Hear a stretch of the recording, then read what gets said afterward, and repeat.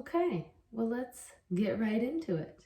There have been several people that have asked me to do a video about teaching online, since this is definitely something that has been a big change in my life since the start of this pandemic. I wasn't sure what the situation was going to be around March, so I had applied to this online teaching position, and damned if I didn't get it. This has been something that I've been doing the last couple months, and really honestly started in March, right when the pandemic kind of took off, and it's been really crazy. It's a totally different way to teach language.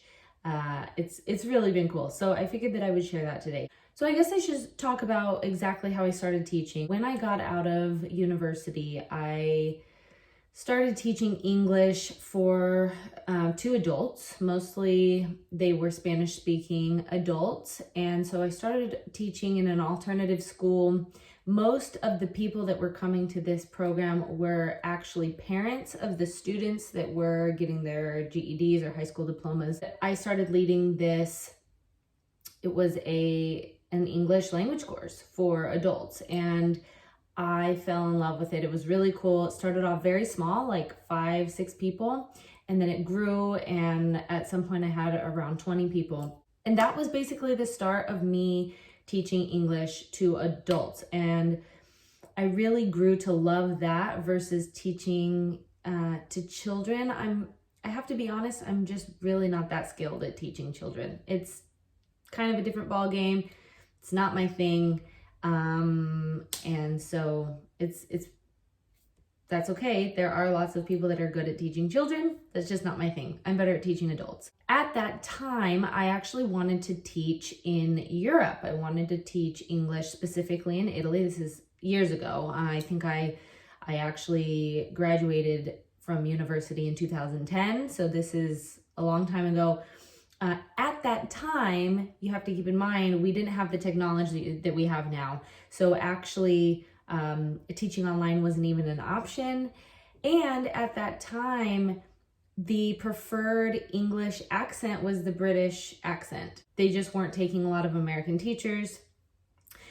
Things have since changed, and actually I get a lot of students that specifically want an American English teacher, which is kind of cool because in the beginning of my career, it almost felt like maybe that was, I don't know, some sort of disadvantage to be an American English teacher. I think that access to streaming services, Netflix, Spotify, these kinds of things, people are exposed to more American English in other countries, and so the American English accent has become sort of, I don't know, desirable.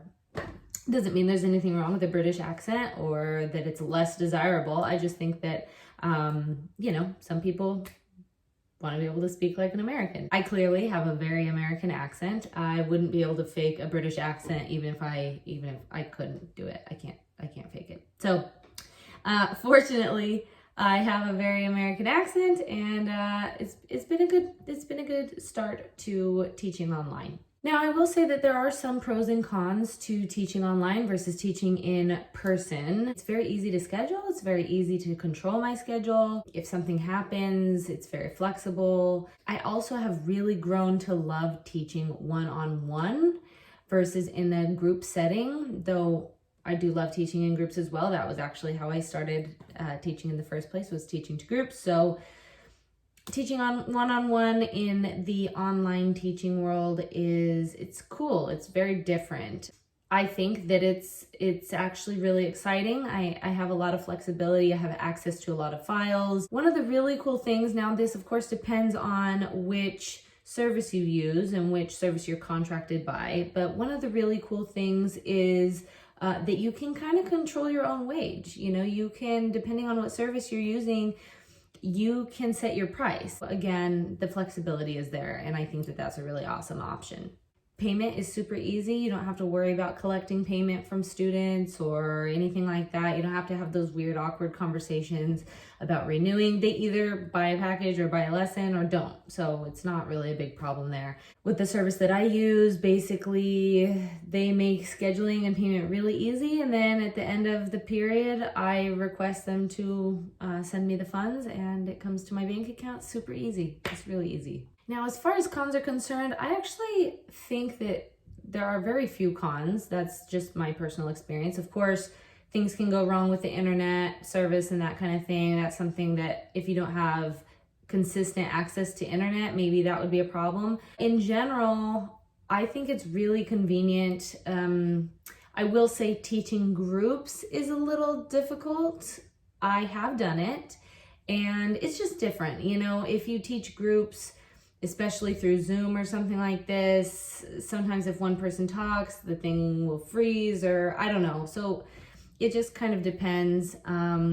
It's much easier to teach one-on-one. I think that really honestly for most students, one-on-one lessons are more effective anyway. So they tend to see a lot of progress in that way. Teaching online is just very different from teaching in person. You have to kind of have a backup just in case. And I don't think that that's a problem. It's just different. Back in the day, I had like a wipe off board and I would go in there and wipe off things and draw things and whatever. It's just a different environment. As a result of the pandemic, there are going to be so many different kinds of services that come out, different types of teaching technology that will get better and better and better. At this time, honestly, I really don't have that many complaints. I draft up my lessons beforehand. Each student is so different, so the way that I approach teaching each student is quite different. And it just really depends on the situation. I always have backups just in case something's weird with the internet or they can't, for some reason, download the file.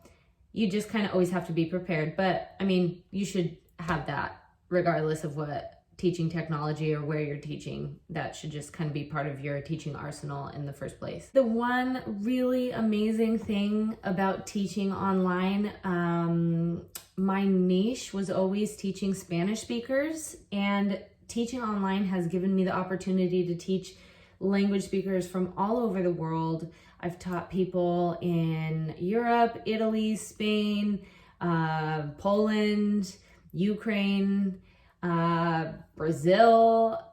I have students in Chile and Peru. I have students, a lot of students from Russia, which is really cool. I had never really taught Slavic language speakers, and as a teacher and as a linguist, it's been really cool to learn what mistakes Slavic language speakers make. They're totally different from, say, the mistakes that Italian speakers or Spanish speakers or Portuguese speakers make. That as a linguist has been really cool to learn and observe and kind of tailor my lessons for each student. I really have enjoyed that. It's also been fun just getting to know people all over the world. I mean, watching this pandemic unfold in different countries and seeing how each country has reacted to things, and I don't know. It's just, I feel like I have a very unique view into what's going on in the world right now. And I'm extremely grateful for that experience because it's been so unique and I've been able to take it and share it with other people, which has been huge for me at this time. For those of you that are interested in teaching online, I did have to have a teaching certificate. So I have a university degree and I also have a TEFL teaching certificate. From that point on, I've been able to teach online. I think it's a great option, especially right now where getting work otherwise might be very, very difficult. There was kind of a long approval process. It took me about a month to get approved. Once I was approved and set up my profile and everything, it's been no trouble ever since then. If this is something that you're really interested in doing and you have a passion for teaching language, because I think that this is huge. This is not something that you should just try to make money at, okay? You really should have a passion for teaching language. Reach out to me. I'd be more than happy to kind of guide you along the way, give you any resources that you need, talk about, strategies for approaching creating lesson plans for different students, for different groups of people, for different kinds of language speakers, because everyone's sort of different. So if you have any questions, please feel free to reach out to me. I would love to help you along the way. I'm so thankful for the day and age that we live in right now, where technology is kind of right at our fingertips and we can take advantage of all of these things, especially right now where finding work outside of home can be really difficult. Also, as a person that likes to be sort of mobile and be able to move all over the place, this is an amazing opportunity. I hope that this video is really helpful. Again, if you have any questions, please feel free to reach out to me. I'd love to talk to you, and we'll speak really soon.